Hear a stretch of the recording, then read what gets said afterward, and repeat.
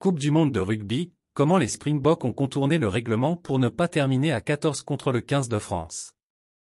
Le staff sud-africain a exploité la règle en arguant de commotions inexistantes pour permettre à des joueurs sortis de pouvoir revenir sur le terrain.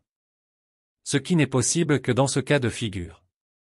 Sur les réseaux sociaux, David Reboursière, arbitre de rugby dans les compétitions amateurs, a signalé un fait passé inaperçu dimanche dernier, les débats ayant tourné autour des manques tricolores et des décisions litigieuses de l'arbitre. Sur X, ex-Twitter, il documente, vidéo à l'appui, une nouvelle entourloupe dont s'est rendu coupable le staff des Springboks dirigé par le machiavélique Rassie Erasmus. Chronologiquement, cela débute de la 45e à la 51e minute du quart de finale contre la France. L'Afrique du Sud procède à 7 changements, ne conservant donc qu'un remplaçant en dernier recours sur son banc. Rien à signaler, évidemment, à ce stade.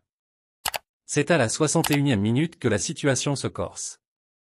Touché par un plaquage limite de Damien Penaud, Pieter-Steph du Toit reste au sol.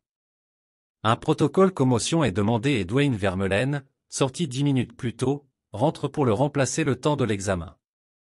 Le règlement est jusque-là respecté à la lettre. Un règlement qui stipule cependant que le verdict doit être établi dans les 12 minutes, en temps réel, pas le chronomètre du match arrêté régulièrement par l'arbitre, spécifie clairement le règlement, après la sortie du joueur, délai à l'issue duquel il en peut plus revenir sur le terrain. Or, si Du Toit satisfait bien au protocole commotion, il ne revient en jeu que 17 minutes plus tard. On dispute alors la 74e minute de ce quart de finale et le talonneur Mbonambi, touché à l'épaule sur un maul, est sorti par le staff sud-africain. Qui invoque un protocole commotion. La raison ? Cela va permettre aux Springboks de terminer la rencontre à 15 contre 15 car, à la 63e minute, ils ont effectué leur 8e et dernier changement. Or, là encore le règlement est limpide, on peut faire revenir un joueur déjà sorti du terrain pour pallier un protocole.